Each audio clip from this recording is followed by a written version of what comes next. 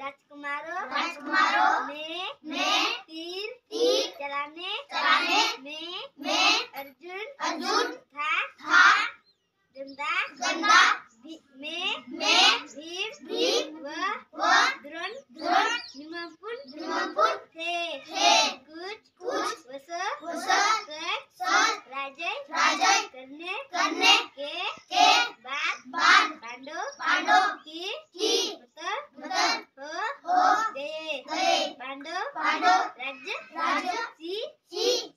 सन के स्वाभाविक उत्तराधिकारी थे, लेकिन दुष्मन